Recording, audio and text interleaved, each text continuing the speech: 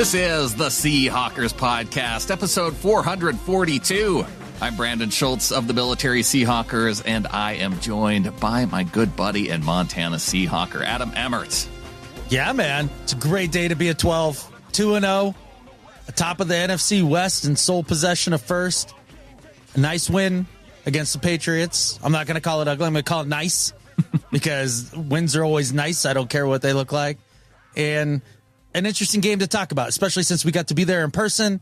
And now we both got to go back and rewatch at least some of it and maybe kind of confirm or, debunk maybe some of the things that we thought we were seeing, from a distance. Not that our seats were a long ways away, just kind of, in the corner. So a different angle makes it a little tougher. But overall, man, it's exciting. It just to come away with that, with the victory, and to kind of hear some of the commentary after, too. One thing I will give it to the Patriots in the stadium is that they pretty much had the all-22 view up on the screen the entire time during the game. So if you had those lower seats like we did in the corner, you could look up and, especially when it was past midfield, it made it difficult to see what was going on. Then you could look and you could see a lot of the all-22, and that kind of helped a little bit. It did, and it was tough to not. I was trying to make myself not watch it, right? Because I'm there to watch it live. So I was trying not to watch that. But one thing that was undeniable while watching the game, whether it was a TV copy or live and in person, Geno Smith played a top-level professional quarterback game. Oh, my gosh. Geno Smith on the day. Just an incredible day overall. I mean, shoot. He goes 33 of 44 on his attempts, 327 yards, a touchdown. He's sacked 3 times. He finishes the day with a quarterback rating of 103.1 and throws in a couple rushing yards on top of that. But it's that 33 of 44 that really stands out, 75% completion rate. And then when you factor in that one of those throws was just a spike when they were trying to clock it at the end of the first half to get lined up for the field goal. You had several drops in there. There was that one stat floating around on Twitter, somebody posting that he had 0 off-target throws the entire game. A pretty incredible day for Geno Smith. Pretty incredible day. Whether or not they were 0 off-target throws, I don't know. I mean, there might have been 1 or 2 there, but, I mean, we're picking nits at that point. Honestly, the offensive line held up relatively well in pass protection, but there was pressure at times, and he managed to handle that very well. And he took advantage of both DK and JSN having big days, with JSN having his best showing as a Seahawk, which was exciting for my bets, even though I parlayed it with something that didn't hit, and DK just being a relative monster out there. It was fun to see them use JSN in the way that they did because they got him involved downfield a bit. They got him. A lot of it was little short throws, but then they schemed him open well, is what my biggest takeaway was. And 12 receptions, 117 yards, and 16 targets. I mean, they were throwing his way a lot, and it's only because DK had that 156-yard touchdown that really put him ahead of JSN on the day for receiving. But I think that was my biggest takeaway, was the way that they were able to scheme JSN open just throughout the game. And it helped offset the fact that they didn't have much of a running game. Yeah, there was really no running to speak of. And it's not because they tried and it didn't work. It's just that they didn't try much. And we can get to that. And one of the things that I wanted to focus on just early is some positives about the offense and the way that the passing game worked. Yeah. One of the things that stuck out to me, that as long as it wasn't a dumb bubble, they attacked every level of the field in all sections of the field, whether it was the middle, the outside, short, medium, deep. It was really a difficult attack to defend against because of the plethora of things that Ryan Grubb brought to the table.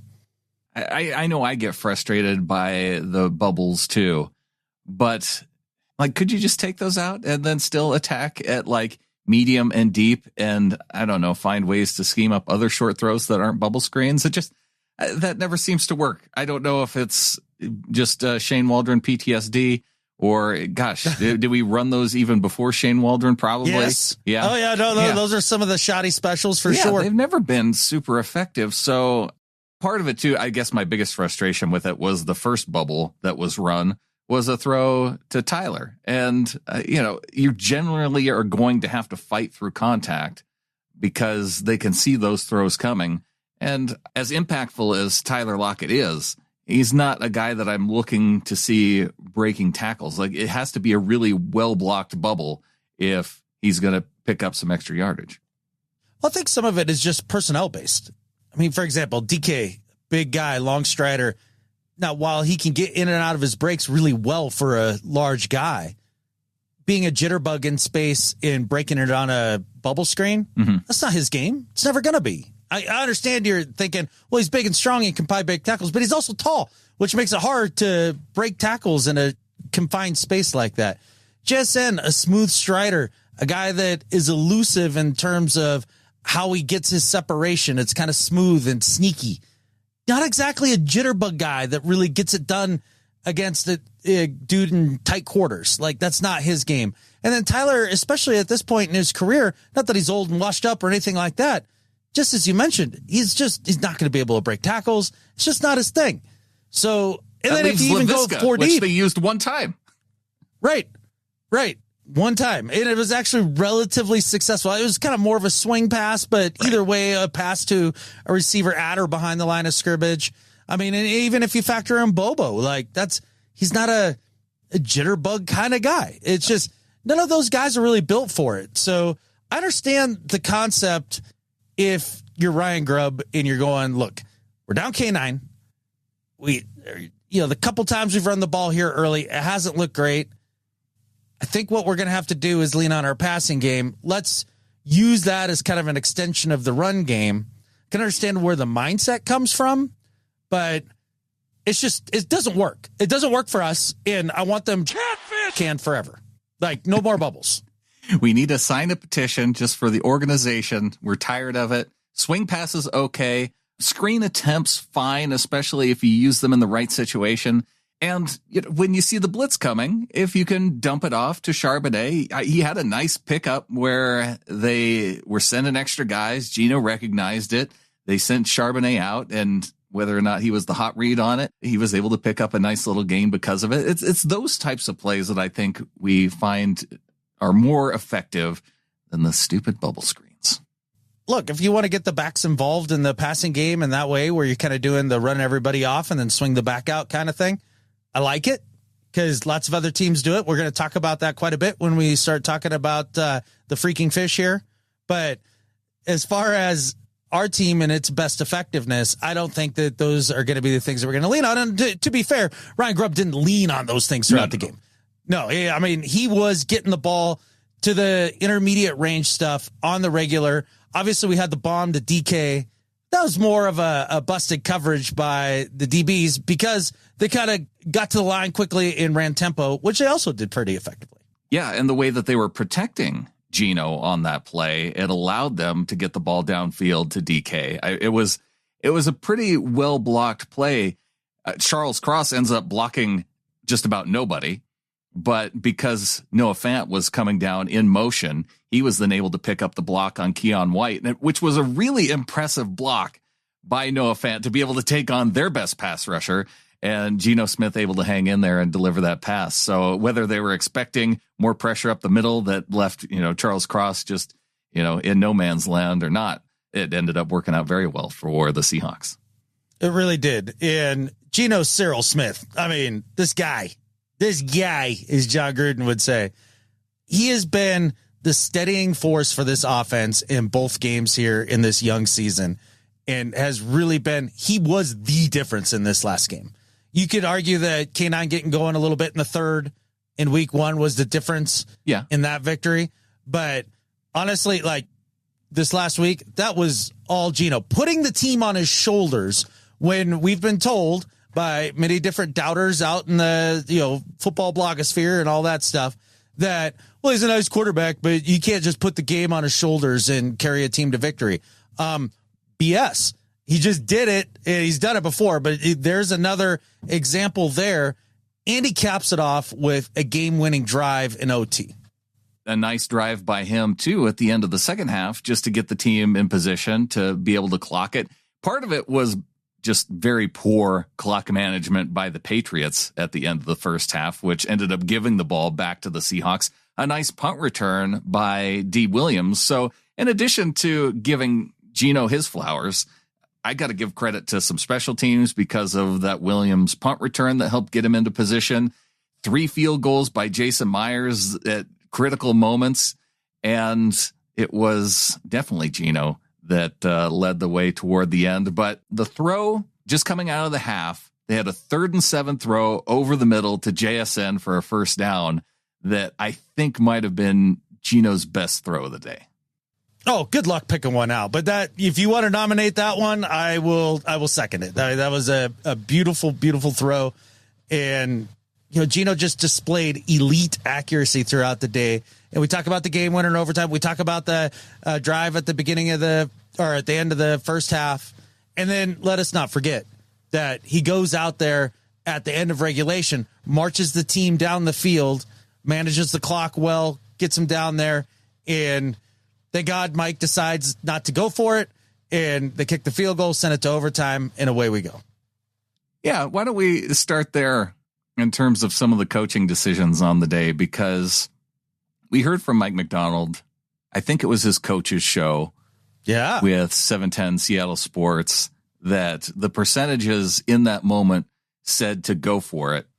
And when I think of analytics, he said by a little bit. And so when I think of analytics, generally, and maybe teams have something that's much more in depth than the things that we generally see as fans, but you see that line of percentage chance of victory, based on where they are on the field and the situation and that sort of thing. And so it doesn't take into account like the specific opponent that you're playing. When I put myself in that position as the coach, when the team is down 3 points, yes, they're on the road, but you're down 3. Jason Myers has been money all day. You kick a field goal to go to overtime, and it's not like you're going into overtime against Patrick Mahomes or Josh Allen or one of these other top quarterbacks that you worry about taking the ball out of their hands.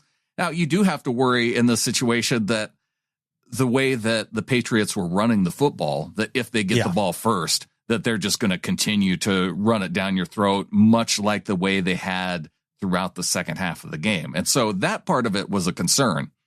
But when you're talking about a quarterback that's not super clutch like Jacoby Brissett versus your clutch quarterback like Geno, who has proven the late game comebacks and got you in that position, I just have a hard time going for it on a 4th and 1 after you already lost on a 4th and 1 earlier in the game to try and extend that and then win the game in regulation.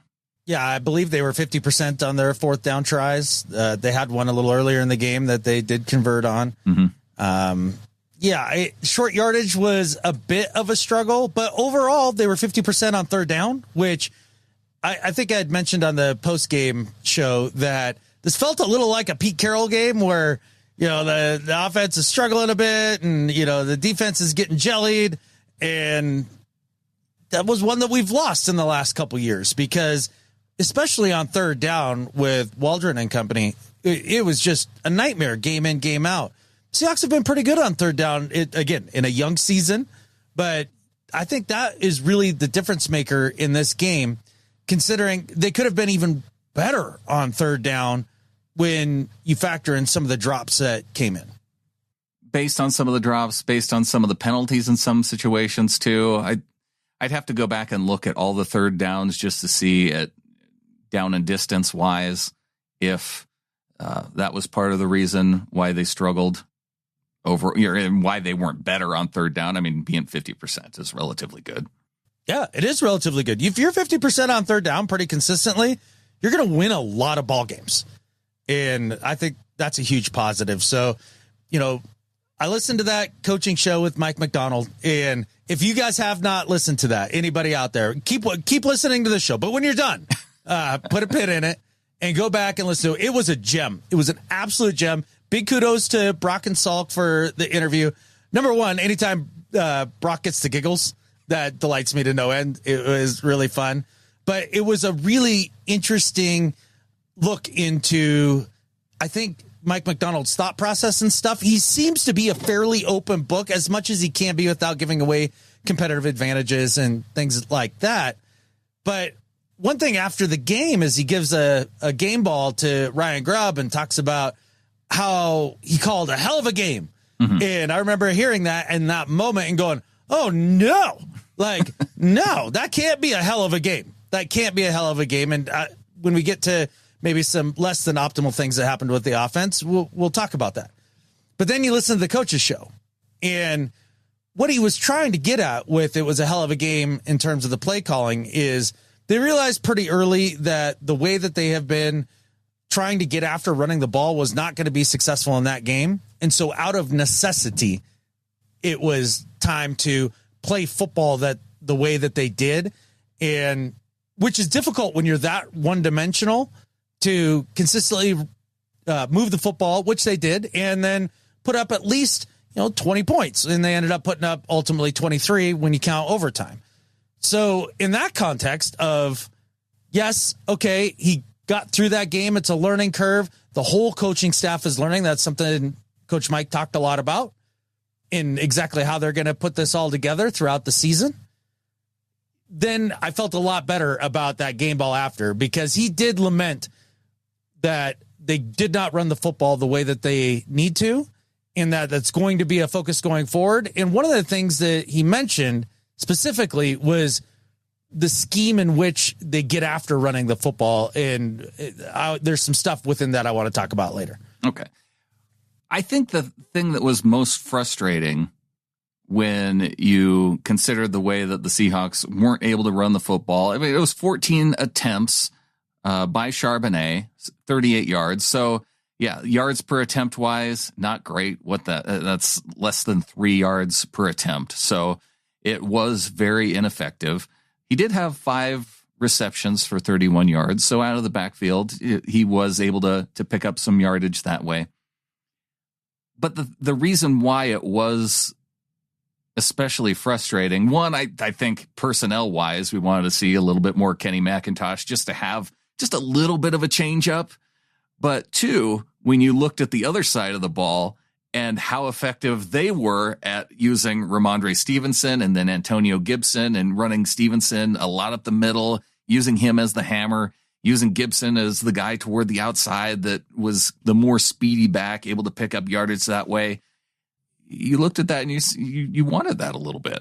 But obviously, I think the way that the Patriots, their defensive line, the way they were playing it, it made it a lot tougher to attack them the way that they were attacking us. I don't know that it's specifically what the Patriots were doing. That's a defensive line that's delightfully average. And even no matter what you're kind of doing scheme wise, you should be able to impose your will. One of the things that Coach Mike talked about was just they really weren't able to move them. And that could be problematic going down the stretch. Can they get better at it? Sure. There's things that they can do, but that's a nice way of saying that they had the talent advantage. In terms of the Patriots? Yeah. Okay. No, I don't. I think their defensive line and our offensive line are kind of similar, like overall, just if you're kind of taking it in a pool of talent. Like I don't think either one's amazing. For example, I mean, they have White on the defensive line. He's a heck of a player. We have Charles Cross. He's a heck of a player.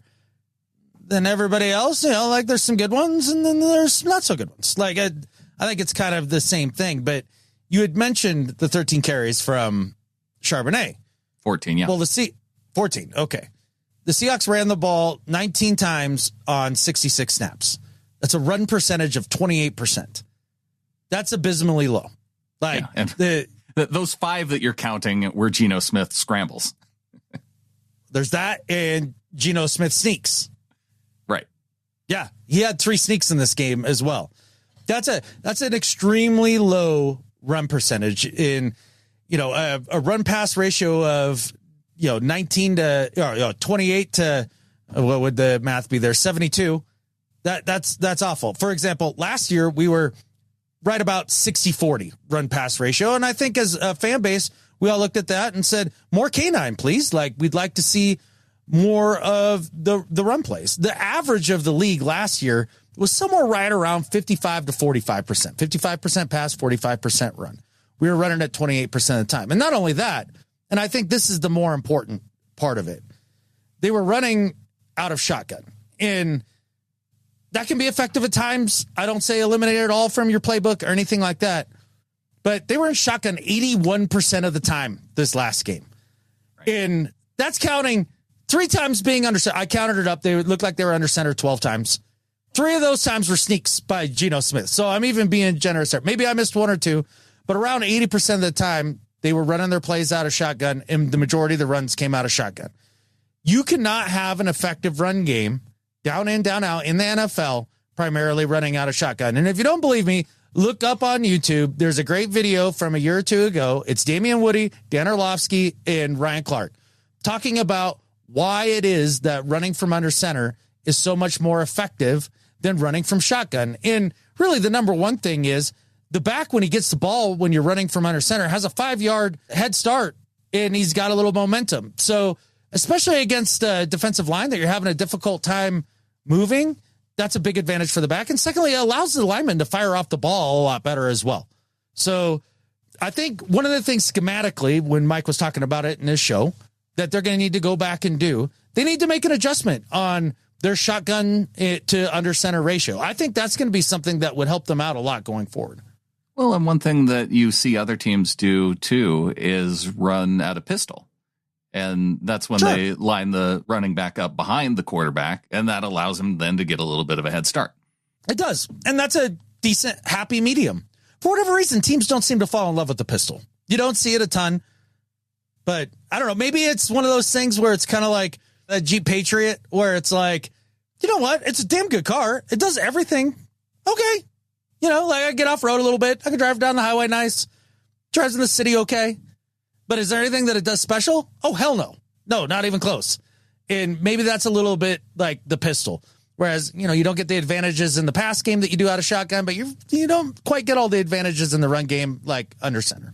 Yeah, it would be interesting to know why teams choose to do that over others. But you do see, I think more of the Shanahan style teams tend to use the pistol a little bit more overall, but also running under center would be helpful as well. And I think K9, who's a little bit more shifty, he like able to run out of shotgun a little bit more effectively. I think Charbonnet needs that extra little start, and it would be more helpful, I think, for Charbonnet versus with Kenneth Walker. So just another adjustment versus backs. And you talk about the run pass ratio deficiency, whether or not that's just dependent for this one game. See, that's one of the things that it's hard to know overall if this is just part of the Grubb philosophy or if this is very much opponent based, very much an adjustment mid-game based on what they were seeing from the Patriots. And so you don't want to be too critical of it, but at the same time, it's just something to watch for. And if you could say, hey, maybe take out some of those bubbles and mix in a couple Kenny McIntosh runs, I'd at least be more happy knowing that, one, you're wearing down that interior of the Patriots a little bit more, and two, those passes weren't going to be that effective anyway. That's true. Look, I think you make an amazing point about Sharps versus K9 in terms of the running style and how that works out of under center or shotgun. I think you're dead on with that. Secondly, yes, as far as this last Sunday, was this because of Grubb's system, or was it because no K9, couldn't seem to get it going, needed to get it going in terms of the offense, going to lean on the pass? It was that Sunday. This is what we're doing. After listening to Coach Mike and his coach's show, I really do think it's more that. I don't think that that's acceptable to him or even to Ryan Grubb. And it sounds like when they sit down and talk about these things, Grubb isn't one of those college coaches that has come into the NFL that we've seen fail like every time, like Chip Kelly, Steve Spurrier, where their ego is the size of Kansas. Like, it sounds a lot like Grubb is willing to be like, okay, like we tried some things the way that I've kind of traditionally done it. Cool. All right. We're going to see what works, what doesn't, and then collaborate with our whole staff and make some adjustments. So I am definitely more optimistic that some of these things are going to change for the better than I am pessimistic. Yeah, it definitely feels that way. And so I am more optimistic too. And especially when I look at some of the other offenses, just watching some of the other teams so far this season, watching Ryan Grubb, his offenses versus some of the more traditional NFL offenses. Yeah, I think that, for the Seahawks to be 2-0 through 2 games, yes, opponents strength-wise, maybe not so good, but still to be 2-0 out of the gate with a first-year head coach, a first-year in the NFL coordinator, and going up against a veteran coach like Sean Payton, and then, Gerard Mayo and the Patriots on their home turf, and a pretty solid defense. I think it is pretty impressive, and especially when you put it in the context of history and the fact that no Seahawks head coach has started off his NFL tenure 2-0. Coach Mike's the first one to do it, the first one to go 2-0 straight out of the gate. It's pretty incredible. Absolutely. And I don't know that there's a team out there right now that you look at and you're like, they're the complete package right out of the gate. Oh, no. I love them. And they're everything. The Saints? Sure, but do you believe in the Saints? Like, I don't know that I do yet. It could turn out that this is what they are. I'm skeptical. I'm skeptical too, because they had the probably the worst team in the NFL in the Panthers, and then they got the help of Brandon Perna's curse wheel in week 2 and taking down the Cowboys. So it is hard to take them seriously. You do a great job of keeping curse wheel tallies, because I totally forgot that the Cowboys had gotten cursed. But boy, man, that curse, she bit hard, no doubt about it. But, as much as we've kind of dissected some of Grubb's stuff in the run game or lack thereof, and maybe some formational stuff and things like that, give him a lot of credit for the creativity in the passing game. Short of, I'd like to see some different types of motions.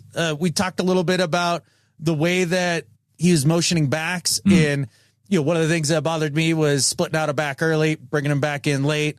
And I'm not sure really how much of an advantage that gives you in terms of tells and things like that. And then you brought up a great point about them starting the back and then taking them out late, and how that seemed to work and some of the advantages that might create. So I think there's small tweaks there, but as a whole, the passing concepts, they have been working. Like, we have to acknowledge that and give them credit for it. And I think that's exciting to be able to unlock JSN the same game that DK's having a good one. Yeah, the fact that you had 2 wide receivers able to go 10 plus catches, over 100 yards, never been done in Seahawks history before, and do that in addition to, it wasn't the greatest on the ground, but very effective in the passing game. Again, Geno Smith having a lot to do with that. As much credit as we give to Geno Smith in this game, I do think, and I mentioned it a little bit before, but the fact that you had 3 very clutch field goals, even year Jason Myers getting the job done for the Seahawks. He did. One thing that just a little bit like is when he's lined up on the left hash. Do we have to sneak him right inside the left right? Can we kind of put him right down in the middle more? Like, it's just enough to make you nervous, but hit them all, and each one of them was big. And even year Myers, man, getting it done. I mean, each one of those came in relatively pressure-packed situations. It was to end the first half. It was to essentially end the second half. They did get the ball back for a short amount of time. Well, that was the other weird, questionable coaching decision. So while we're talking, we mentioned the one, just the idea to kick the field goal rather than go for it near the end of regulation. The Seahawks able to get the ball back then with about 16 seconds left on the clock. And the Patriots take a timeout, and you're thinking, okay, Seattle has the football. They have 16 seconds. They have a receiving game that has been playing pretty well all day. You've got a timeout. And then after the Patriots take a timeout, we just decide to use up our last timeout and then take a knee to close out the second half. That was strange to me, that you wouldn't at least try like a quick out and then test the defense just to see if DK is like able to get by and into the secondary. Now, I know they probably play back deep and that sort of thing in that situation, but I mean, to test them a little bit. I don't know. I kind of don't mind it with Mike's mentality there. Let's not f around and find out. How about that? I guess. Yeah. With the way that Geno played, I trusted him to make the right decision in those moments to see if you could move the ball and maybe take a chance just so you didn't have to, because we had to count on them making a coaching decision in overtime. They had an opportunity on a 4th and short to go ahead and go for it in overtime rather than punt the ball back to the Seahawks. I know you think that's some sort of questionable coaching decision. It's not. They're deep in their own end, man. Like, why? The Seahawks offense hadn't been like consistently moving the ball all day. Like, their defense has had some success. I'm not sure it's a desperation time. But you know how you always you always put it on us, like, which call would you prefer that they don't make? Like, I was dreading the fact that they were going to go for it because they had been relatively effective on the ground. Oh, and okay. I was just worried in that situation. Like, I wanted them to punt. And so you don't want them to do the opposite, right? the thing that you want. Great point. It's a great point, especially since it's one of my points and you use it against me. And I love it because you're not wrong. You're just not wrong. Yeah. You wanted them to punt. So I did. Okay, fine. You were right. I was wrong. You're the best. I'm the worst. Fortunately, it all works out for our Seahawks. They drive down and get it close. Let Jason Myers. The other weird thing about this game was that moment at the end where the officials are like, oh, well, let's just see. Let's go ahead and ice the Seahawks kicker at the end of the game, trying to decide if it was a first down or not. We had already marched our kicker out onto the field, and they're like, oh, yeah, let's take it to replay to see if he got the first down. No, it doesn't even matter. We're in the position where we're going to kick a field goal. There is no replay required on this one. It means Sky Daddy. Like, you didn't need to do that. Like, no. But speaking of 4th downs and controversial calls and things like that, obviously Seahawks go for it earlier in the game. Don't pick it up. And there's a lot of people questioning that decision. I'm not going to lie. In that moment, I thought it was the right call. Sometimes you get it. Sometimes you don't. So I don't know. Would it have made the game easier knowing the way the whole thing panned out? Sure. But none of us have that crystal ball. Here's why I think that was an emotional decision, because I felt the emotions in that moment too, because it was an Anthony Bradford false start that put him back to, I think, 1st and 15 on 2nd down. Then they throw it down the left sideline. It wasn't going to be an easy play to make.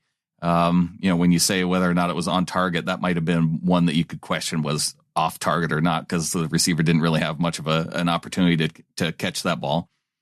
And then on 3rd and 15, they go over the middle to JSN, and he comes up 1 yard short of the sticks. And so you're like, oh, all right. That we almost converted it. We're almost there. And that's why I say it's emotional in that moment, because you feel like, yeah, let's go ahead and get this. When in reality, when you're up 17-13, a field goal then puts you up 20-13, and you don't allow that momentum to shift back to your opponent, because really it wasn't until Julian Love and the blocked field goal attempt that the Patriots really controlled the game from that moment of that 4th down stop. It's a good point.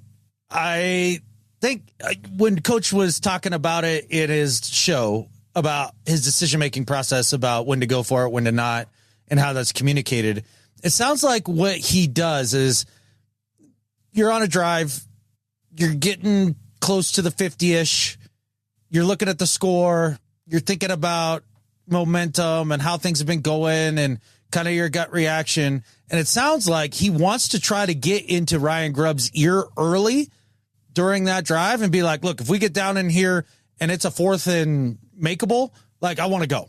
Yeah. Like, it's just so that helps him plan his play calls and get his head right going forward in the drive.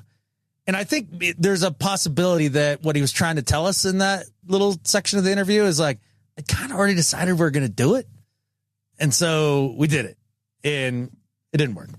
And I definitely get the sense that they want to play. Whereas with Pete Carroll, it was like uber conservative, especially toward the end of the Pete Carroll era. He was relatively in that more aggressive mentality, I think, early on. And I definitely get the sense that Coach Mike and Ryan Grubb do want to be more aggressive. And I think back to that play too. Zach Charbonnet, if all he does, because they had Brady Russell lined up in the backfield as a fullback, and the way that they motioned Noah Fant up, and they really had very few people on that left side. That if I think Keon White wrecked that play a little bit because he burst up the middle, and so it didn't really allow Charbonnet to see that he had that left edge where Brady Russell was hopefully going to contain that blocker. And if he bounces it out left, I think he really does pick up that first down relatively easy. Oh, absolutely. If he follows Brady Russell, follow your fullback like you ought to, instead of trying to cut it back to the right, it's probably a first down. I do think Sharps made a bad decision there. He did, but I can see why he made the decision he did, because he saw Keon White coming up the middle, and he kind of took away that left. He didn't take it away, but it made him think in his mind like, oh, I shouldn't go left because Keon is like storming up the middle. And with that said, he makes that, quote, bad decision in a time factor of a nanosecond. Like, give me a nanosecond to make decisions. I guarantee you, especially I'm not making when it's a 300-pound big bad Keon White right there. Yeah, I ain't making great decisions all the time. It's not going to happen. Like, it's split second. You're an athlete. You just got to go. And sometimes it works. Sometimes it don't. It did not in that case. But that's what also makes me think that it was a good play call versus like it was a good play call by Grubb. It just the execution on it, I felt like was more of the issue in that situation. I think it's a great way to put it. I really do. And to kind of put a bow on the offense as a whole, I think obviously running game, a lot more to be, kind of dug into there. I think that they can unearth some stuff and bring that to life a lot better. But if they just don't have 4 or 5 drops, this is a blowout. Yeah. And maybe play a little bit better defense. The linebackers cover Hunter Henry a little bit better then it's a little bit. It's a very lopsided game if you cover Hunter Henry. Yeah, let's get into the defense here a little bit. We spent a lot of time on the offense. Defensively speaking, it was a Hunter Henry show early.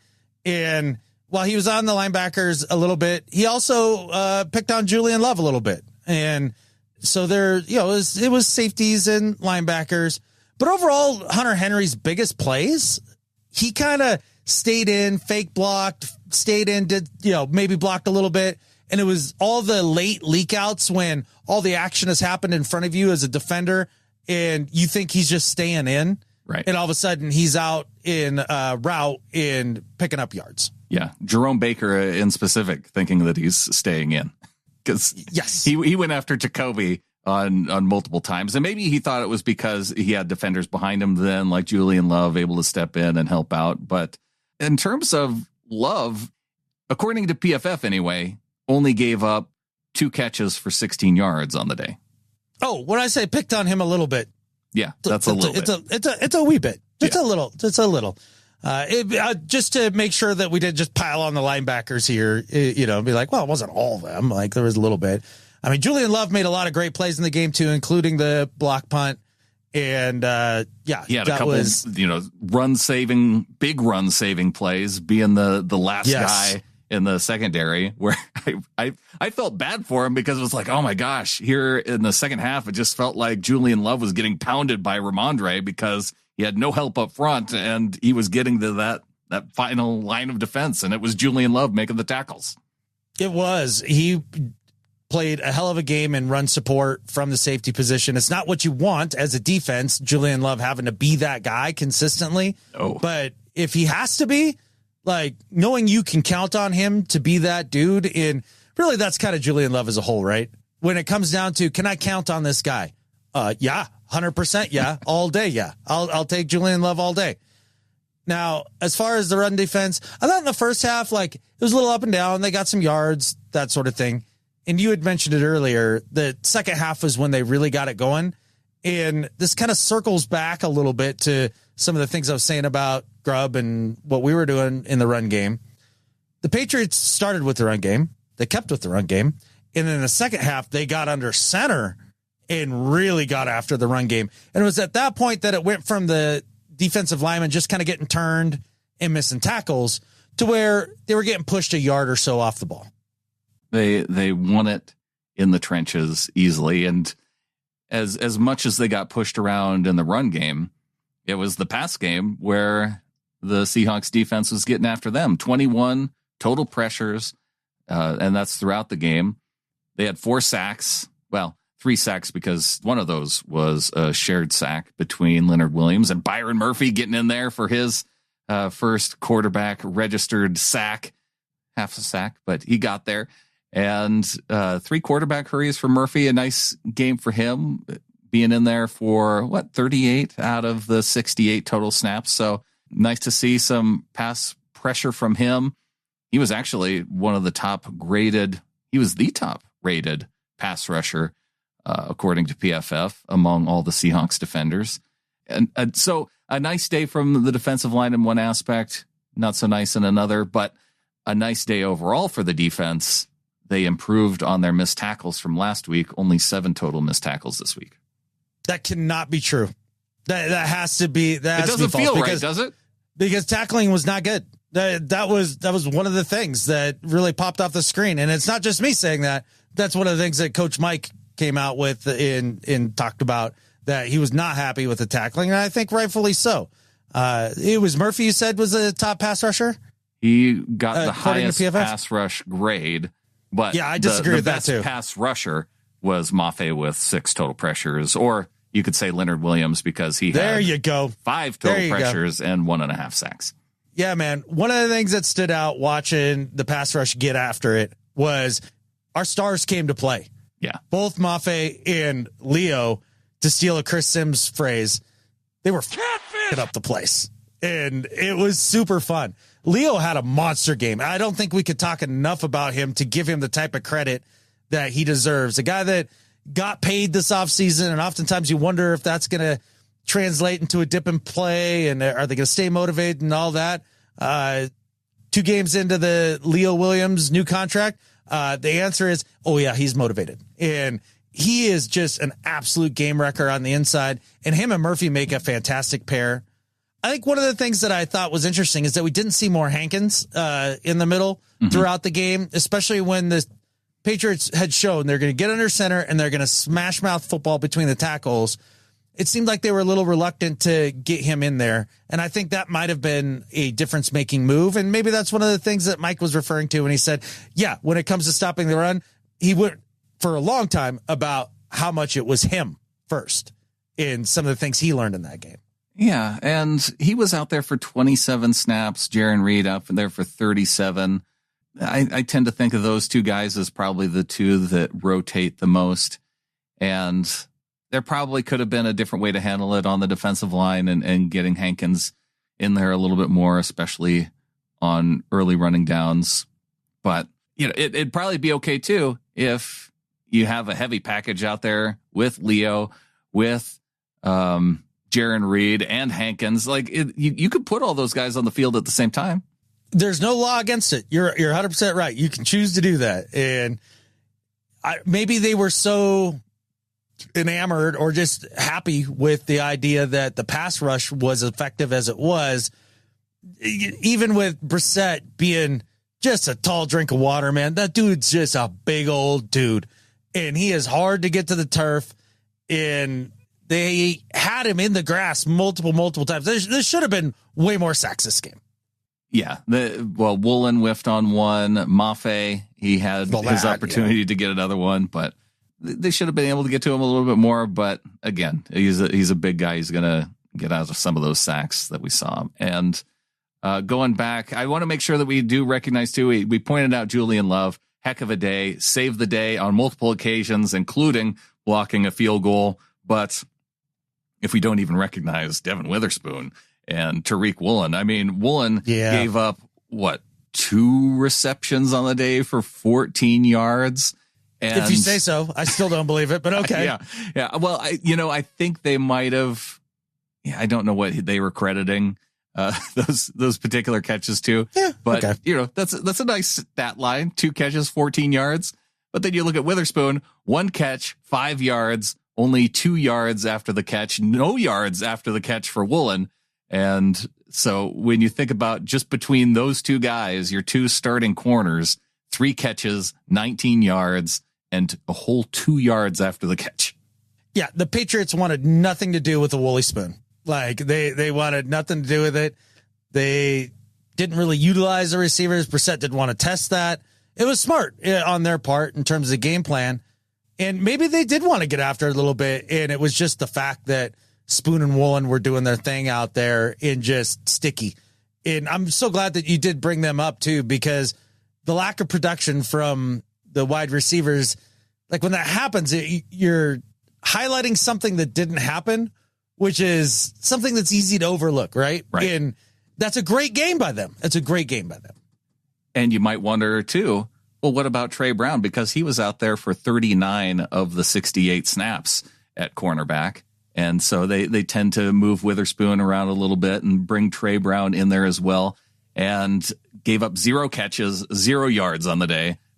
So, yeah, you could include all 3 of those guys together, and that's a pretty impressive trio. Oh, there you go. You heard it here first. Oklahoma lover Brandon Schultz has declared Trey Brown CB1. CB1. The other guys are just, get Trey Brown out there more. We need more Trey Brown. I don't care where you play him. Shoot, play him at linebacker. He needs a net curl, though, because I don't want to take the Baker net curl off the field. I just like the look of it. Give everybody the Baker net curl. I mean, what does the equipment room only have one? Yeah, every team only has one. They're very expensive. Baker gets it. Baker gets it because he has the throwback 17 number. It's unfair that way, but I guess that's the way it goes. There you go. It's like a green dot. You can only have one. Can only have one. But, an up and down game for the defense, up and down game for the offense. It really, to me, at the end of the day, it kind of came down to drops and tackling. Those are both things that can be cleaned up fairly easily. And that gives me a lot of optimism going into this upcoming game against the stupid fish. Can't stand this team. Hate them. One of your least favorite teams, and they're coming into Seattle without their starting quarterback, Tua Tagovailoa, going down to a concussion on Thursday Night Football. We talked a little bit about it during the pick show at the time, and just how unfortunate it is for the guy because, despite the fact that he is a Miami Dolphin playing on a terrible team, like Tua seems like a really good dude. He's a quality human. Like I can't say a ill will word against the guy just as a human being. Like no way, shape or form. He didn't choose to go to the Dolphins. The Dolphins chose him. There's nothing he could do about that. But in terms of his play on the field, even leading up to that point and in week 1, it hadn't looked great either. Yeah. After the big contract. And honestly, the Dolphins offense as a whole hasn't looked great. There's parts of it that I think. One part. Well, I would argue 2 parts.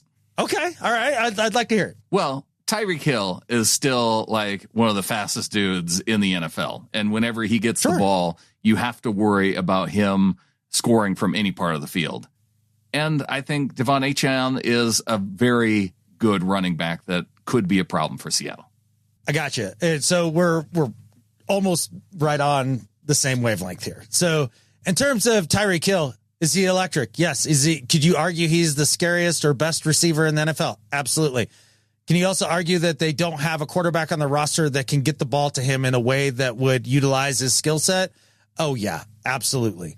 Like whether it's Tua, whether it's Skylar Thompson, they're both noodle arm guys. Like it's just that downfield accuracy, getting it to him and being able to use that burner speed.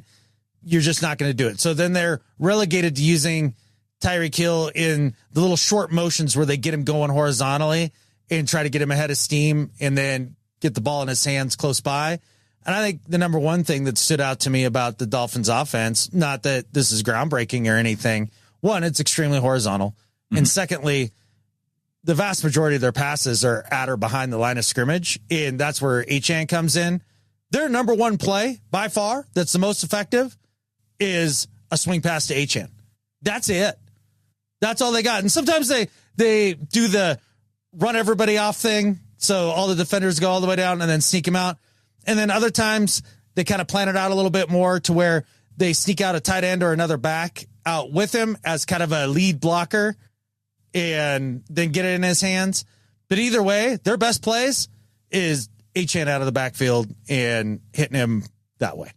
I think one of the reasons why it is so effective, though, is because while Tua doesn't have the great, most accurate arm downfield, like he can push it downfield, and you do have to worry about those types of plays. And Tyreek Hill is one of those reasons why, because he can get so open that a lot of times it doesn't matter just quite how accurate it is. He can make the adjustment then to get to the football. So you have to be concerned about that. With Skylar Thompson, that doesn't go away. It's not like he's one of these other rookie quarterbacks. And I say rookie just because he hasn't had a lot of playing time. He's going into a second year. He had an okay preseason, but he has that ability. He has the arm strength, maybe even better arm strength than Tua, to push the ball downfield. It's better than Tua, the arm strength. The downfield accuracy isn't any better, unfortunately, for Skylar. It might even be a little bit worse. It might even be a little bit worse. And the other thing with Skylar, as you go back and you look at it, you sent me a great video of the cut up of his preseason. And then remembering back to when I was looking at him at Kansas State coming out, I liked him a little bit. He can do some things like as a rhythm passer.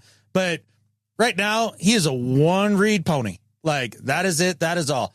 You get him off that first read, you cover that first read that's being schemed up for him, and it gets into disaster time. So that's something that is going to be interesting to watch. Basically, their run game as well, up the middle, is non-existent. They're terrible in short yardage situations.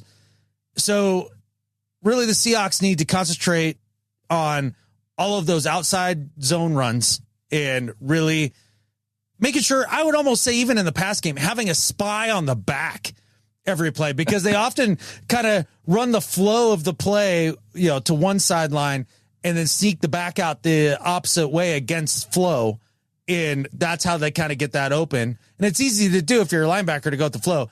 I would think that's going to be a coaching point that, like, whoever it is that Mike chooses goes, all right, wherever everything's going, don't worry about it. You just keep your eyes on the Achane or Mostert guy, and we'll go from there. Yeah, not only do you have to have a guy who is there to cover the backside of that flow, you probably even have to have two guys, because a lot of times they're sneaking out another lead blocker along with that back on that comes off of that flow. So it's been very effective for them, and that's where you see Tyreek Hill, to where some of the most effective plays are where the defense loses sight of him coming back and picking up some steam behind that lead blocker and getting outside and getting around the edge. And those concern me, because I think that, well, we haven't really seen just how susceptible this defense can be to those types of plays just yet. I think too, when we were watching the Bills against the Dolphins, that when they had a relatively light box, we saw Achane taking it up the middle pretty effectively against the Bills too. I would not call it effectively. Yeah, it was. He had a couple. He had a couple. But I felt like then they loaded the box, and that's why then they went more toward the outside as the game went on. I felt like they started outside, came back to the middle a little bit, and then we're back to outside. Like that's kind of the flow to me. And I could be wrong and you could be right. I don't know. Maybe somebody else can go back and watch it and check it out. But with all that said, I have a very serious question for you, Brandon. Over under receptions for Jalen Waddle this next game, 2.5. What you got? Depending on how they use him. If they use him out of the slot, then they've been using him against these corners. Oh, against these corners. Yeah, it's got to be. You said 2.5? Yeah. Yeah, I'd probably go under. I would too. Look, I don't think Jalen Waddle's a bad player. I'm not trying to say that. I think he's an above average NFL player, but he's by no means a great NFL player. I can't, for the life of me, understand why he commanded the contract that he did. It is really just outrageous. But one of the things you talk about Tyreek, and then I think about we have a guy, we got a Reek of our own that is freakishly fast. So in terms of keeping the Reeks battle in check, I think our Reek, as the long striker that he is, he can keep up with their Reek downfield very effectively. And so I like our Reek against their Reek in that matchup. Now, if it's Reek on Reek in short, like a Oklahoma drill, short areas of the field, then their Reek is better than our Reek. And that's where I get worried. So I'm just curious how Mike deals with that. Well, here's how I would look at it, because they probably use their Reek out of the slot more than, they actually use Geno Smith out of the slot more than any of their other receiving options. And so that concerns me a little bit. But when Tyreek Hill then is lined up in the slot, he's the second most used. I mean, that's when you have to use Devin Witherspoon and put him on Tyreek Hill. And how that ends up working out, I think, is going to be one of the major chess pieces of this defense, because I do like Riq Woolen on the outside against Tyreek Hill, but that matchup then with Spoon and Tyreek Hill, that one could be interesting. Waddle, yeah, if they used him more inside, that might make it more interesting to see how our defense would cover that, because then I think you're using Spoon and Woolen on the outside. And I think that ends up being a mismatch then with Waddle on the inside. But yeah, you're right. They just don't use him that much out of the slot. Yeah, I'm not worried about Waddle out of the slot because they're going to throw Spoon on him, because I certainly don't worry about Braxton Berrios to beat Trey Brown outside. Like, no, that doesn't concern me. The one thing that I think their Mickey D will do against our Mickey D is they're going to take their Reek and put him outside. And then if our Reek follows him out to the outside, use the short motion to bring him inside. And then at that point, then maybe it's our Reek on their Reek. It'll be interesting to see what our Mickey D does against their Mickey D in that situation. The Reeks versus the Mickey D's.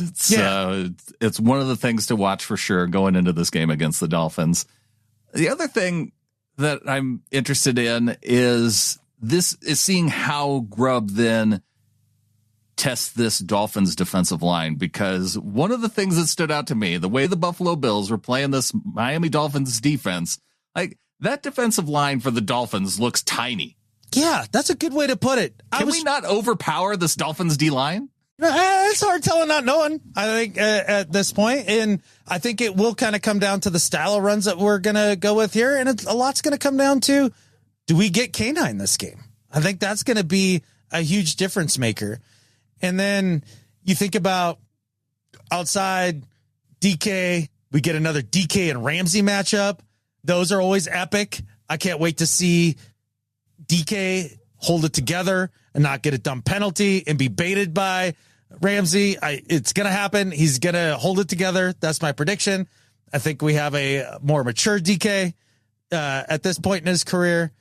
And then are we going to see a Jordan Brooks revenge game here as he goes out there in a weird number 20 and tries to exact his pound of flesh here? Yeah, if we could find a way to punish Jordan Brooks for leaving Seattle, he's actually been one of their better defenders, I feel like, so far this season. Not so great for the Dolphins, though. And this, I think, leads to the eye test that I saw versus the Bills. Their ability to put pressure on the quarterback, not good. For Jalen Phillips and Chop Robinson, their two best pass rushers so far this season. Between the two of them, they have a total of 8 pressures in 2 games. Like, Mafe had that by himself in 1 game. Yeah, it doesn't look good. Look, Phillips is coming off the Achilles. I think we all understand that that's a long road to recovery to get to the top of your game, which he was starting to look like, a dude on the edge before the injury. And then Bradley Chubb, obviously not active yet.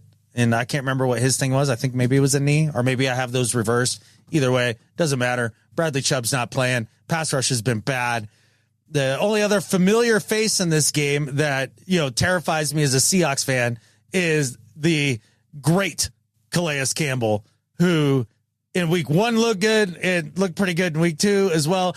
Old man Campbell getting it done out there. I mean, he terrorized us with the Cardinals. I'm not going to say anything bad about him, because just in the off chance that it gets back to him, I don't need any Calais Campbell bulletin board material. No, the only thing, I have a few goals in life that are very important to me. And I think about number 33 is never piss off Calais Campbell. Yeah, that's a good idea. Yeah. But defensively, I think that's one of the reasons. And I think it showed out in the offseason when they're having to pay guys, particularly on the offense. They had to pay, or they didn't have to, but they chose to pay Tyreek Hill. They chose to pay their quarterback Tua. They have paid a lot of guys on the offensive side of the ball to where, you invest a bunch of money then in Jalen Ramsey, and there's not a lot left for this defense. And so you start to see where that ends up impacting a team when you try and roll so much money into the stars that then it impacts your defense. And when you see the way that the Buffalo Bills were just hammering this defense in week 2, it gets you excited, especially when I watch that offense for the Bills, Adam. I feel like Grubb's offense matches that Buffalo Bills style pretty well, because you didn't see a lot out of the run game from the Bills, despite the fact that they have a pretty decent back. And I think Geno Smith able to do everything that Josh Allen's been able to do to this point of the season. Oh, okay. I mean, I love me some Geno, but he can do everything that Josh Allen can do. What has Josh Allen done more so than Geno so far this year? His legs are better. Yeah. Has Josh Allen had a 35-yard touchdown like Geno did? If it wasn't 35, it was pretty close. Andy finished it with a Superman dive. So let's remember that. I don't need my quarterback Superman diving. Well, no, I don't need it. You were making this statement, and I just wanted to make sure that we were being fair about it. Now, defensively as well, like they get rid of Fangio in the offseason. I can't remember who they brought in as defensive coordinator, but it hasn't gelled and it hasn't looked good at all. Even though they do have some talent in the secondary. We talk about Ramsey. I like Fuller, the corner. I think he's a good player. Poyer is a solid safety that they brought over from Buffalo.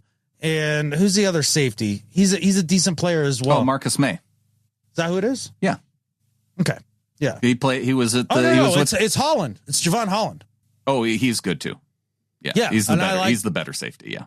Yeah. And I like Javon Holland. So secondary is pretty good, but I do think that, the likes of JSN, Tyler, and DK can feast, especially with the slot corner, who I know nothing about other than just watching him and being like, oh, he can get got about any play. Kohu. Okay. Yeah. Yeah, Anthony Weaver is the defensive coordinator now for the Dolphins. Sure. Yeah. Okay. Yeah. How do you not recognize that name after 20 seasons in the NFL? Because I'm bad at names, and I probably should know it, but I just don't. I don't even remember Anthony Weaver playing in the NFL, but he has 7 seasons and then 13 as a coach. Sounds familiar. Yeah. Yeah. But it just hasn't gelled for that side of the ball for them yet.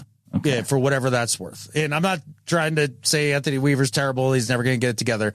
Just hasn't worked out yet, and it buoys some optimism for me. He does have that familiarity then with Coach Mike McDonald, because he was with the Ravens. Weaver was for the past 3 seasons. So you wonder if that plays into it at all. But at the same time, we kind of seen what the Ravens have done defensively since Coach Mike has left them. Right. And hey, look, we're lucky here too, because with Jordan Brooks heading over there, he doesn't have any secrets to bring with him about the Seahawks, right? Because that's what I mean. I think their defensive coordinator probably has more secrets working out of the same defensive room as Mike McDonald. It is possible, but you can see that much like we found out with Shane Waldron, the knockoff is not as good as the original. I have a feeling we have the same thing going on here. Well, anything else to look forward to with this game against the Dolphins? The battle of the Coach Max and the battle of the Reeks. I'm just so looking forward to watching the Dolphins lose and lose badly in Lumen. Like, just screw those guys, screw them forever, and their stupid unis and their stupid colors and their stupid city and their stupid logo. God, I just hate them. You hate the Dolphins. I hate backup quarterbacks because I end up having to worry about them. That was a previous era, though. Maybe we are done having to worry about backup and subpar quarterbacks. Coach Mike having it on lockdown with his defense now. Skylar Thompson is not Colt McCoy. I know that. And so that helps. That helps a lot. Let's get to the second half of the show. All right.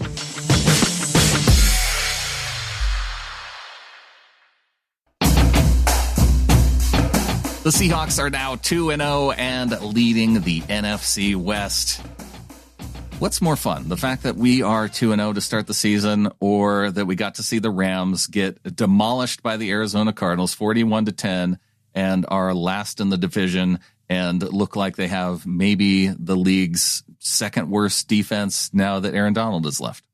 I have a third option in there that we shoved that Malcolm Butler crap up their ass in New England. Like that was pretty good too. So that probably a close second though to the LA Rams looking terrible on defense and, them actually feeling the loss of an all-time great defensive lineman that they told me up and down all offseason. Oh no, we got two dudes from Florida State. It's going to be perfect. Don't even worry about it. We don't even remember Aaron Donald. Yeah, those two guys will be just fine. They'll be the next Aaron Donald. But no, their defense is now giving up 41 points to Kyler Murray and the Arizona Cardinals. Now, they did get destroyed so badly that I'm like, oh, are the Cardinals good now? I think the Cardinals are better than they were last year and to be taken seriously-ish. Okay. Like, and I'm okay with that. You know what else I'm super okay with? The Rams sucking hind tit at 0-2. Like, that really feels good. Is that a farm term? Yes. That's what it feels like one. It is. Yeah. Yeah. You need to get it a little into animal anatomy to totally understand the analogy, but yeah, that's where the weakest of the animals generally gets its food from. That's exactly right. Okay. Like a runty ram. Yeah. Now they're just runts. Suck it. Yeah. Literally. Yeah. Literally at the hind end. I want the Patriots to do that too, because one of my biggest frustrations with this game at halftime, like I knew coming up, one, because they made it very clear that they were going to celebrate this Super Bowl win throughout the game, particularly at halftime. Like I made a point. Okay, I'm going up to the restroom. I'm going to wait it out and come back down in time and for the second half to start and miss everything. That way I don't have to look at it. I don't have to hear it. It's fine. The lines there at the restrooms moved so quickly that I got back to my seat at the worst possible time, just as we were seeing the final moments of that game. Screw you, Patriots, and your stupid efficient bathrooms. Yeah, no, it was stupid. And look, and part of that's on me too, like, because I went up to the bathrooms earlier, and then as we walked up there, I was like, no, we're going to go over to this one. It seemed to be faster, so my fault. I'm sorry. It got us back there earlier. So, yeah, they were playing the play that shall not be talked about, and who cares? But at the end of that, then the Patriots showed their true lame-ass colors because they had run out of trolling material, and they were reaching so freaking hard that the next thing, Brandon, and I know you remember this, they trot out the cheerleaders for the halftime show, and then they go, oh, and joining them, the alumni cheerleaders from the 2014 Patriots. Cheerleaders are here to join the cheerleaders. Yay! Like, they're trolling us with cheerleaders that are, almost or that are 10 years old. Like, half of them are probably grandmothers by now. Who cares? Like, I don't have nightmares of cheerleader number 6. Like, from that game, like, I don't think about the cheerleaders. Like, that was such weak sauce trolling. I respect the Malcolm Butler stuff at the beginning. I get it. That's great petty. I'm into the petty. That's fine. But that part, that was a bridge too far, man. They were reaching at that point. The only way that it kind of makes it okay is if they actually paid for those cheerleaders. Because, some of them probably didn't stay in the area. And so if they actually paid for their travel to come in and had like a proper reunion, just so the new cheerleaders could beat some of the old cheerleaders and have like a reunion that way, then I think that would be cool. But if they made them all go there on their own dime to get down there on the field for that reunion, then that's messed up. I'm just going to say they did and that it's messed up. And whether it's true or not, I don't know. I don't really even care.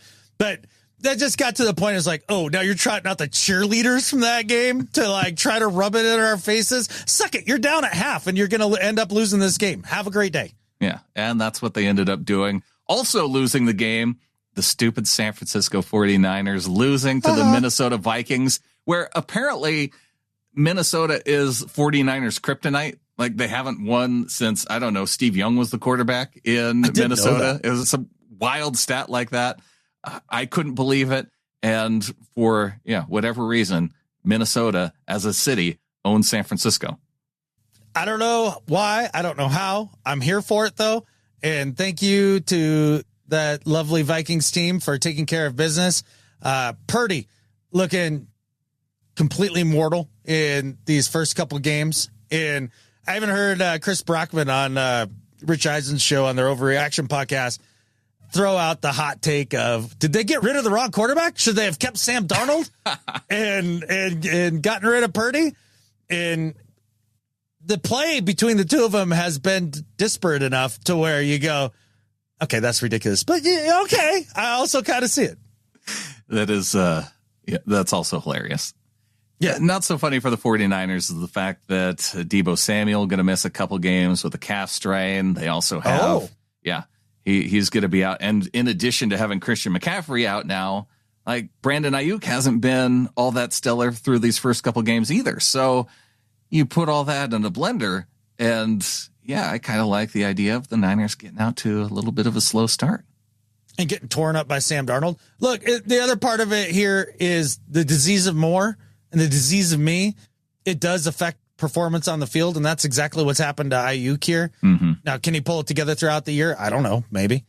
But the only thing that has happened for the Niners here within this little run that does kind of, put a little fear in my heart, that running back Mason. Yeah. That dude, he runs the football exactly how I want the football ran. Like, that dude is damn good. Yeah, Shanahan always finds these guys. I know. I hate that. It's annoying. All right. Well, you know who's not annoying? It's our members of the flock. They went to getintheflock.com. They're helping to support the show. You go to getintheflock.com, support the show at any amount, and you get access to the podcast feed with ad-free episodes. You also get our shows that go out to our For the Hawkra feed. You can also get those for free, though, on the Believe Podcast Network, BLEAV. Look for the Hawkra. But yes, our members don't have to look for those. And we start things off with our executive producers, DCH, JC Schilling, Ryan Peterson, and Brian Lowry. All fine humans, no doubt about it. And they help power our trip out to New England to watch this game. It was a ball. Can't thank them enough for all of their help and all of your little flockers helps with your support to make cool things like that happen for the show so we can bring you, this sort of content. It was awesome. Also cool when you have outstanding Seahawks fans like Brina there in Boston who are able to organize the things like the bus trips to the game and back from the stadium, and then also the gathering there at where was that? The Yard House by Fenway Park. That was a nice place, big enough to where, man, they had plenty of outdoor seating. They had the indoor space. Like sometimes you go to places and you wonder how all of us are going to fit into one confined space. This place at the Yard House, it was ginormous. Yeah, no problems there. The kind of situation you were talking about is a lot like the breakfast place that Clinton took us to, where 3 full-grown men sat around half a card table and ate breakfast. That was a legit good breakfast spot, though. Oh, it was legit good. And but yeah, you had to worry about your elbows hitting the wall, and then the fact that trying to fit 3 plates on one tiny table, that part was a little bit interesting. And then when we were sitting at the table, and the table of 4 gets up next to us and leaves, and we ask if we can move over, and they're like, "Oh no, there's a group of 6." Coming to sit next to you, and we're like, you guys really like fitting more people than that should be at tables. Yeah, no, give them all the credit. And then for some dumb reason, I sat in the chair that was like right up next to that one, so I had even less leg room. And I just want to clear this up just because I was told multiple times throughout this weekend, I am the tallest of all 3 of us. And it's definitely not Clinton, who's definitely the shortest, even though apparently over the radio, he has tall guy energy. So, I just wanted to make sure we had that cleared up because it matters to me by like 0.5%. That was generally the comment, the surprise at how tall you were versus the surprise at how not tall Clinton was. Right. Yeah. But Clinton very happy with the idea that he has the tallest energy. Oh, he reveled in it, and good for him. I would have too. And so it was fun hanging out with you two. And then also too, finally getting to meet the man, the myth, the future president, the legend, Wilson Kahn, before the game and sit with him and be able to, meet face to face. That was fun. It was great seeing him. Got to meet Wilson, got to meet a lot of cool flockers as well. We got to meet up with Marcus at the dinner and hang out with him. Unfortunately, we didn't run into him on game day, but got to hang out and have dinner with him.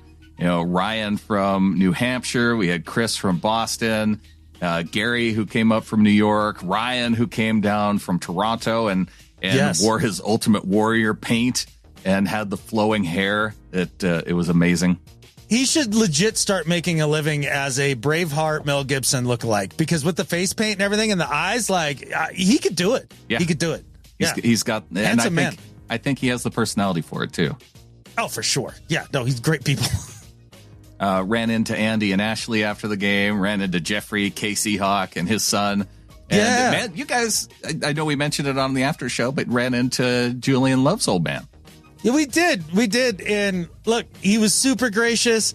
And I was speaking with Jeffrey and his son, and I hear Clinton from ways down the concourse. He's yelling my name, and I'm like, oh, okay.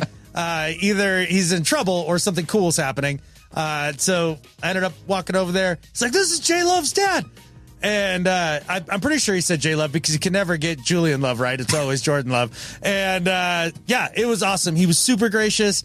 And he had went out of his way to mention how much Julian loves being a Seahawk and being a part of the city, and that what a great fit it is, and how fortunate him and his family feel to be a part of the organization in the city, and just class act all the way, just like his son is. That whole family is obviously class acts, just cool. Yeah, that's great. I wish I would have been able to be there too for that moment, but lots of group photos, whether it was with the Boston Seahawks fans, whether it was with the, running into Captain Seahawk in downtown Boston, or at the meetup. A lot of group photos. It was fun. And just a good time overall. Also a good time seeing our new members of the flock. We've got Ryan Purrington in at $36 for the year. So welcome to the flock to Ryan. Hell yeah, Ryan. Welcome in. Welcome to that. I'm not a good math person, but that's got to be at least pick'em level. Oh, yeah. Yeah. Also, a big thanks to, as the aforementioned, Chris Sheasley, who came in and joined up at $3. And Adam will remember Chris, maybe not by his name, but more by the fact that he looks like Matt Ryan. 100%. Literally, we were on the bus and I see this dude walking around in a Seahawks jersey. I'm like, dang. So this is before I met, Ryan and him being Mel Gibson. I was like, that dude looks like Matt Ryan. He looks pretty close to it. Now, unfortunately, I don't think Chris was impressed with my observation. That might be rightfully so. No, he did not seem super, maybe he's never gotten that before. Maybe he does not think that Matt Ryan is particularly handsome and felt like it was more of an insult. So I think Matt Ryan's a good looking dude. Yeah, well, maybe you should have made that more well known to Chris. No, I probably should have. I just think he was a mediocre quarterback. It wasn't. And maybe Chris can sling it. We did not throw the football around in the parking lot. Maybe we should have. Yeah, because we were never invited. Apparently, you have to be shirtless and a Pats fan to throw a football around the parking lot and be an exhibitionist. The cool part was you didn't have to be particularly well built to be shirtless and throwing the football in the parking lot. See, I could have fit in. You totally could have fit in if only you would have gotten invited. Exactly, but nope. And lastly, coming in with the score donation is Stephen Kirkpatrick. $23.20. A great donation to commemorate our Seahawks win over the Patriots. Adam, will we be commemorating a Pick'em League loss for the Patriots on Thursday night? Where are you going with your Thursday night football pick?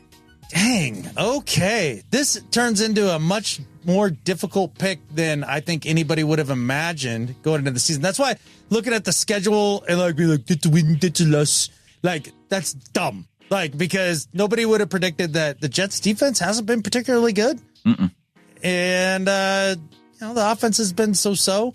And I think the Patriots have surprised everybody. They're delightfully average. So is this in risk pick territory at all? The Patriots are, in fact, in risk pick territory. 15% going with the Patriots. Patriots are tough up front. I was going to pick the Patriots anyway. Well, then do it. Yeah. Quit worrying about what I pick. Remember how that's screwing you? Look, I had already made up my mind before you even had asked about whether or not it was in risk pick territory. I knew I was going with the Patriots. One, they have a higher ranked offense. They're the 20th ranked offense versus the 27th ranked Jets offense. That's a true fact. They got a better defense. The Patriots defense is ranked 11th, even though Geno was able to throw for 300 yards. The Jets defense, like you mentioned, not that great. Sure, not much of a passing attack by the Patriots, but they're 5th in running the football against the 26th. I'd expect more from Breece Hall, but I think against this Patriots defense, Hall's going to have a tough time. When's the last time an Aaron Rodgers-led offense has had a back that is consistently good week in, week out? Like, it's because it's all about Aaron. It always is all about Aaron. I think that's going to hurt Breece there, and I think they're going to get bludgeoned. So, and not only that, but last time I checked, I'm pretty sure that the New England Patriots got the deed to the New York Jets. They own them. They have always owned them, and they will forever own them. So easy to get a risk pick out of the way. And maybe we should have taken more risk picks based on last week's performance, because holy smokes. The league's crazy. It was a wild week in week 2 of the NFL, judging by the fact that, only one person was able to get 12 picks correct, and that was Jeremy Santiago. Jeremy Sayer of Sooth. Well done, my man. Yeah, 12 picks. And coming in to announce the winner is our Pick'em League overlord, Evie.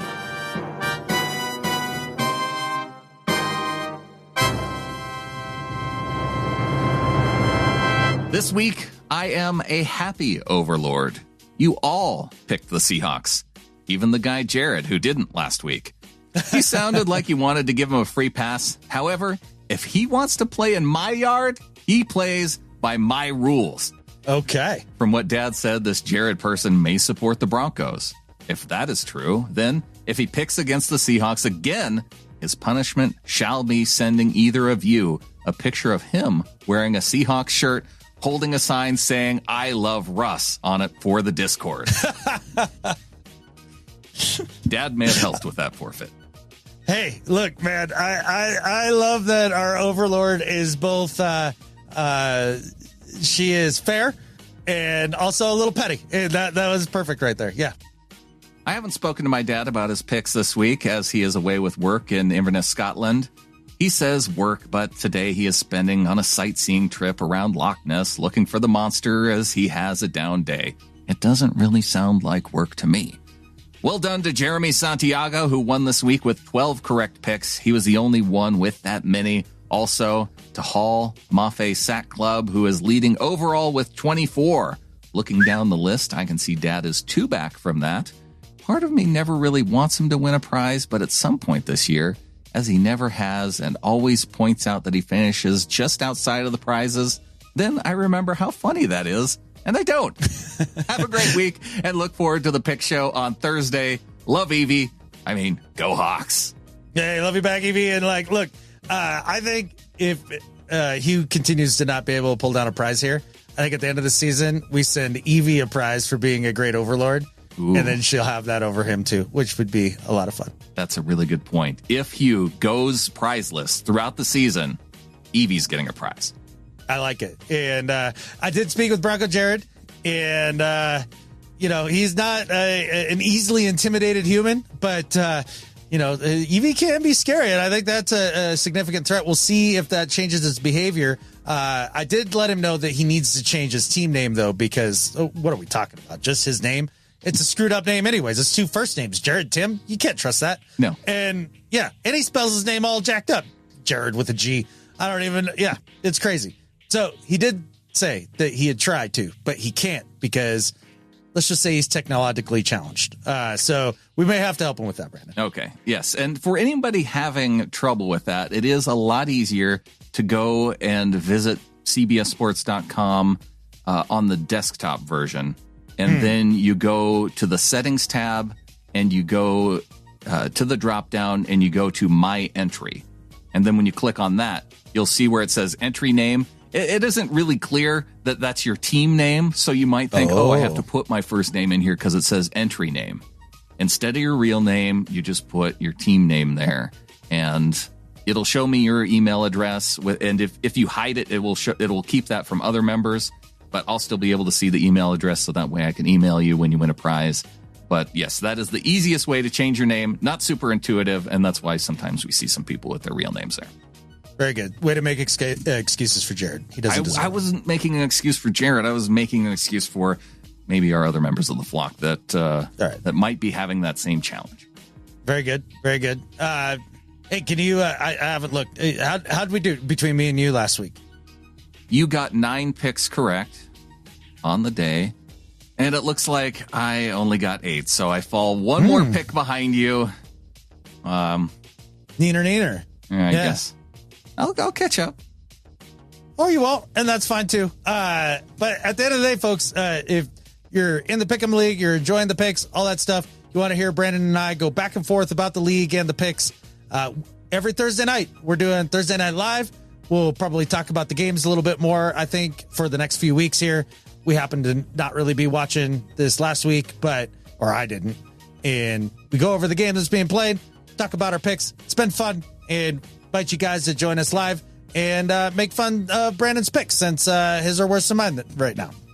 For now, until you see, this is my slow play strategy. Is you start to get cocky, and then that's when I really start to take control of this thing. It happens every time.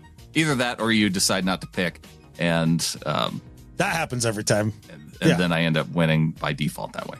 Hey, making it so that we do these Thursday Night Lives, which gives you guys an extra show a week. We are now up to 6 shows a week for your listening and viewing enjoyment. We invite you to join us on that one. Well, while we were traveling to Boston this week, Adam, you may know him as Boston Hawk. You may know him as Hong Kong Hawk. He is now Hawk Van Dyke, living in London, but he wasn't in London for this game. And instead of coming back to his old hometown of Boston, I mean, I don't know if it's an old hometown, but an old town that he used to call home, he went over to Sweden and hung out with some Seahawks fans there. He sent a message in. Let's hear from Hawk Van Dyke. Hello, this is Hawk Van Dyke. I'm here in Stockholm, Sweden, and I'm with all my friends from the Seahawks podcast, and we just watched a wonderful victory. It was stunning. It was pleasant. So I'm going to have everybody say hello. Hey! Say who you are. I'm B-Wax Biceps, mother catfish! Yeah! I'm Axel B. And I'm Jesper Sacco, previous winner of the Pick'em. All right. So we had a great time here, and I hope you had a great time in Foxborough, and we'll see you. Everybody, go Hawks! Go Hawks! Man, we should have people call in with their meetups more often. That was amazing. Thanks to Dave Bloomquist and all of our flockers there in Sweden. That was a ton of fun, man. Appreciate you guys taking the time to do that. I always love hearing from Bloomy. Loved hearing from those guys, B-Wags, Biceps, and Jesper last year, Pick'em League champion. You guys are awesome. That phone call was great. Love it. Just awesome.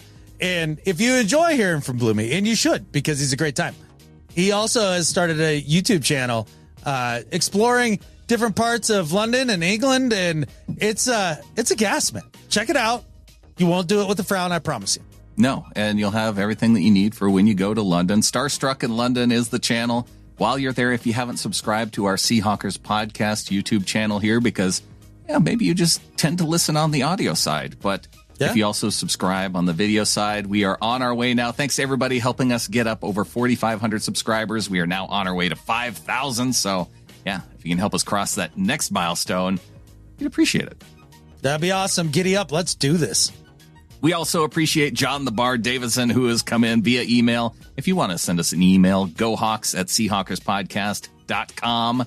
We've got John the Bard saying, "Hi, fellas. Well, the best thing we can say is that we are 2-0 and top of the division. But boy, it's been squeaky, and we are using up all our luck early doors. Adam's right. It's going to be a roller coaster. So we have got to the top, and are we about to plunge? Well, the Dolphins are coming to town, and I think it's going to be another close one, so let's hope we get our noses in front again. I think we are moving in the right direction, and my coach is making the right noises. But we can't keep nicking games like this for 17 weeks. what can be given can be taken away. So enjoy your wins, people, and hope you all had a great meetup. Go Hawks from the Bod. Go Hawks, John. Hey, look, they've been close wins. They have not been complete game wins. That is for sure. It hasn't been against elite talent. That is for sure. I think that you pull this sort of performance against one of the, upper tier teams in the NFL. Is it a win? I don't know.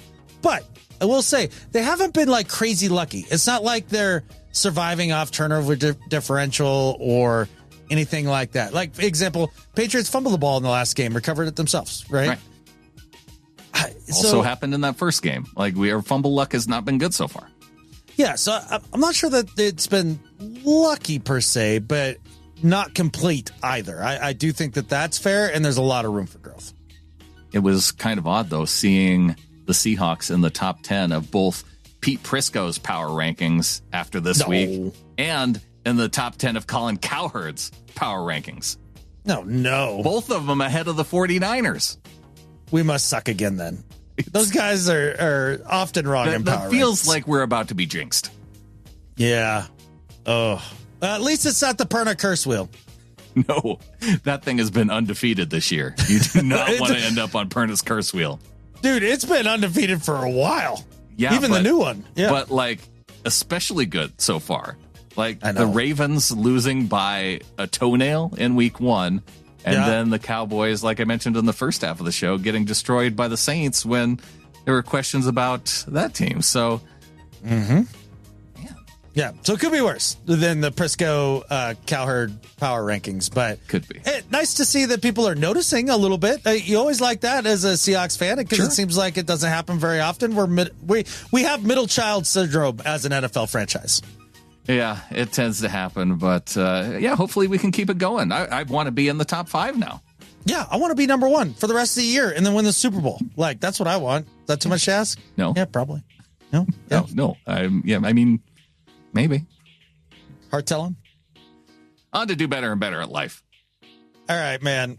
I'd do better this week, Brandon. I almost wanted to make it the, trotting out geriatric cheerleaders at the game to geriatric. They're still younger than you after being alumni in 10 years. No, they're geriatric. None of their knees work anymore from all of that cheerleader dancing, But I decided I didn't know where I was going to put it, so I had 2 ready to go. And this is my second one, Brandon, because I feel like you and I, one of our main goals on this channel, year in, year out, is we're narrative fighters. Like, we hear the dumb narratives, we get mad about it, or I get mad about it. You stay pretty neutral about it, but agree that these are dumb narratives. And this one is driving me a little nuts out of the gate because it is just out of the gate. It is just 2 weeks. It is 2 guys who are rookie quarterbacks. Like, they're just getting going, guys. They're babies. They're just young pups. And the thing is that they haven't played all that differently. Let me give you 2 stat lines here for first 2 games of player A and player B. Okay. Player A, 56.1 completion, 267 yards, 2 picks, a 53 rating. Okay. There's 1. 2 picks. Yep. All right. Player B, 59.7 completion, 384 yards, 4 picks, a 51 rating. Yeah. Are those vastly different stat lines? No, and if we're talking rookie quarterbacks for 2 games out of the gate, it's not. I mean, I'm willing to give and 0 touchdowns, both. Sure. 0 touchdowns. Okay, but still, 2 games out of the gate. If you were to go back and give us Russell Wilson's stat line after his first 2 games, I bet, apart from the interceptions, I bet the yardage numbers and completion percentage he might have had higher completion percentage, but yeah, in terms of yards, probably about the same. Yeah, they don't feel wildly different, right? No. Okay. And with that said, the narratives are wildly different between player A, Caleb Williams, and player B, Bo Nix. Like, I have been hearing since I watched Caleb go out there these first 2 weeks and really not look all that great. And he only has the 2 picks, but he easily could have the 4. Like, He easily could have had another one in the Texans game. He could have had a couple more in the first game. Like, it's not like he, is been amazingly accurate, right? And everybody about Caleb Well, like his the rookies, line, his offensive line, kind of bad offensive line. Waldron, blah blah blah blah blah. Right, but Andy got better. He got better throwing 2 picks in the last game. He got better throwing 2 god awful, terrible picks, like in the second game against the Texans. And then you hear the narrative about Bo Nix. Oh God, he's awful. I told you, like this dude can't play. Like, the Broncos wasted the 12th pick of the draft. Why are they even playing this guy right now? Go to Stidham. Like, they need to start winning games. He's awful. He'll never be the guy. Like, even Perna, on his show, was starting to be like, I'm not sure if I should be a believer. Like, all of that stuff. And look, at the end of the day, have either of these guys played well in the first 2 weeks? Not really. Is it been 2 weeks? Yeah. Is it just rookies? Yeah.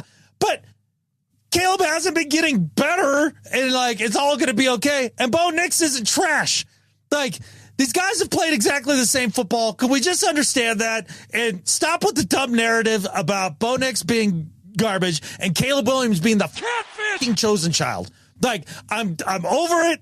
I want it to change. And everybody out there pushing these things, do better. No, it has been 2 weeks. There are so many things that we have to decide after 2 weeks of the NFL. Is Coach Mike the next Super Bowl champion that is going to deliver a dynasty to the Seahawks franchise? The answer to that, yes. Bo Nix, is he trash? The answer to that is yes. Is Caleb Williams, do we need to give him more time to see if he's good? The answer is yes. So, we just have to have yes or no answers. Are the Saints the best team in the NFL? That one, I think we're all in wait and see mode. That one, nobody's saying yes to that one yet. Yeah, we'll see. I don't know. The narratives annoy me. We're always fighting narratives, a lot like that band's fighting foo. Like we're fighting the narratives. This is one that gets under my skin a little bit. Well, sometimes you're the one to maybe not fight narratives around space, but you are one to promote space. And when I saw this promotion of the latest space narrative, Adam, Jason Hall of iHeartMedia, as part of their daily news update, gives us the headline: NASA issues alert for huge, fast-moving asteroid approaching Earth tonight. Oh, God. Let's start with this headline. NASA didn't issue an alert because that would suggest something that maybe we need to be warned about. And so what was it? Do we need to be warned about the fact that the Seahawks are playing the Dolphins on Sunday? No, that's not an NFL game alert. It's a schedule. And that's essentially what NASA posted. They post a schedule of the next 5 asteroids approaching the Earth. And this one on Tuesday, which is the size of a stadium, is one of them. And they also post, how close they're going to get to the Earth. Yeah. How many lunar units is it? Well, they didn't post it in lunar units. It is 621,000 miles from Earth, which happens to be 2.6 times farther away than the average distance that the moon is away from Earth. So it's 2.6. Is that how we measure units? Yeah. Usually they talk about it in terms of like how far the moon away is. And so 2.6, moon distances. There that's we go. The term. So, and so in the article, it says that it's 2.6 farther away than the average distance of the moon and isn't believed to be a threat, according to Yahoo News. Oh. Here's another thing. Who is Yahoo News to give us an advice on what is or is not a potential threat to our globe? And then you dig in further, and you go to the Yahoo News. It turns out that it was an actual source from an actual reporter at Yahoo News delivering this information. The kicker of it, Adam, is it was the same source that Jason used later in the article to talk about that he attributed another quote to. So, he's already attributing a quote to NASA Solar System Ambassador Brenda Culbertson. Why are you even citing Yahoo News as a source of whether or not the asteroid is or is not a threat when you had Brenda right there able to tell you not a threat? This headline is garbage. The way that you structure your information and attribute Yahoo News is garbage. Jason Hall, do better. That's pretty bad. Don't get your asteroid news from Yahoos. Like No. you Or don't do iHeart, it. apparently. Yeah, well, never. And the other part of this is like they do a pretty good job of tracking the big near Earth asteroids. Like that's what they call the ones that fly by. Really, the only one that for the average person you need to have on your radar is Apophis, and I can't remember exactly what the date is and that it's going to fly by. I mean, you can be concerned because it's not a non-0% chance it's going to hit Earth, but pretty close because math, just with this thing. Well, they have a pretty good idea of all these asteroids because they tend to come around on a schedule. And it's called an orbit. They know for certain that for the next 100 years, there's none that are getting anywhere close to where you have to be really, really concerned. That's right. You don't need to give Bruce Willis a call. He probably doesn't even remember he fights asteroids anyways. So, don't worry about it. So when you see headlines like that might get you worried about it, just know that maybe get your source of news from a different place and not from the headlines that are kind of scary. Pretty dumb. On to Better at Life. My Better at Life than Skip Bayless this week is for YouTube and the NFL. They're finally starting to figure this crap out, and it's so nice. For a change, now, the vast majority of my football watching is all in one place. How long have we catfished and moaned about this, Brandon? I know I have for years. Yeah. And finally, on YouTube TV, you get the games. You can do the Sunday ticket. It's all there. I get the fourplexes this year. I didn't get those last year because I would cast it from a tablet. They fixed that. Thank you. Appreciate that very much. That's cool. And now what I discovered today while doing quote unquote research, I'm not going to call it actual research. Let's not kid ourselves. But I was looking for the replay games. Yeah. And guess what? They're on YouTube with my subscription to NFL Plus. Whoa. It's all right there. And it's way easier to cast it, and it actually works on the regular. I can watch it on the big screen instead of staring at a tiny linebacker and trying to read his tiny name and decipher his tiny number. This is awesome. It's been so cool. I'm a huge, huge fan. So to the NFL, NFL Plus, YouTube TV, YouTube, thank you for getting your poop in a group.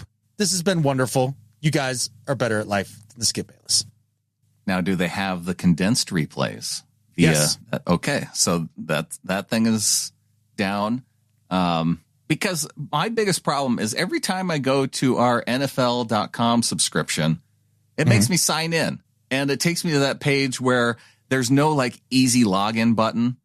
You have to scroll all the way down and go already paid. Click here every time. Interesting.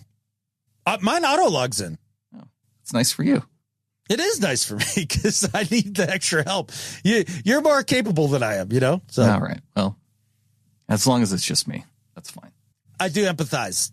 I feel your login pain, though. I do. I have login pain sometimes. Mm-hmm. My Better at Life this week is for TikTok creator Kimberly Hill, Adam. One thing that we did here recently is we took some airplane trips. Sometimes when you're on an airplane, you sit next to somebody who's a complete stranger, and we didn't have to worry about that because we're traveling together, not solo. That was pretty nice. But one thing that was refreshing about Miss Kimberly Hill is that when she met a stranger on the plane, this stranger, apparently his name is Pat, and it was on a flight from Texas to Indiana. Pat could not stop talking to her about his wife, his family, and sharing photos about one of their recent vacations. And so one thing Kimberly did was she thought it was so endearing and loving that she reached out via TikTok to her 386,000 viewers and said, what a great dude that Pat was, talking about the story and talking about him and the love for his wife and family, and shouted it out to the TikTok and because she wanted to make sure it got back to his wife. And because she had such a wide viewership, that message did get back to his wife. It got out to, all of us as well, because it was covered. And I just thought that was super cool for all of us dudes who are on travel and end up talking to strangers, and for him to then have it get back to his wife at how awesome he is and how he acts when he's on travel solo. Kimberly Hill, for pointing that out. She is better at life than Skip Bayless. I like it. I like the glow up that she gave him there for sure. Now, it depends on how long the picture sharing went, right? Was it creepy? Yeah. Because like at some point, remember back in the day, Brandon, like when we were younger people, and like if somebody wanted to show you vacation photos, they had to pull out the Kodak projector, put the slides in, like the whole nine. So like you didn't get hit with it all that often. You could avoid it most things because it kind of turned into an event. Mm-hmm. Now you can just have a vacation photo dump like sprung on you. Like it's just like, boom, look at this. You're a captive audience on the plane. Yeah. And that can get bad. So it sounds like Pat kept it to the right range here. So good for him. Yeah. And good to Kim there for, giving the guy a little shine. That's nice. Yeah. Good tip for everybody. A good amount of time is enough time to show one picture of your dog, a couple pictures of your family, and maybe where you went most recently on vacation. If you're getting into, if you have to count the number of photos that you've gone through on two hands, then you're probably getting toward the max. Oh, okay. I was going to say no more than 10. Yeah, definitely. You can use up all your fingers. Okay. But, if you're just covering dog, family, most recent vacation, you can't go wrong at that amount. Think of it like a super express line. 5 items or less and you're golden. So everybody should have like a folder in their photos that's the 5 items or less folder. Right. That you whip out to show people. That didn't sound good. That you take out to show people. The one exception to this rule, though, is if you're a Seahawks fan talking to another Seahawks fan, you can go all the way back to milestone games, pictures that you took with like time of the Seahawk, other mascot photos that maybe you were with Blitz, and then other vacation photos in other countries, like if you're Dave Bloomquist in Sweden and you want to show them all the people that you met up with. Like then you can go over and maybe up to 12. I was going to say 12 photos or less. That's where the number's at. You betcha. I'm 100% with you. And I think with that, there's only one thing left to say. Go Hawks. Go Hawks.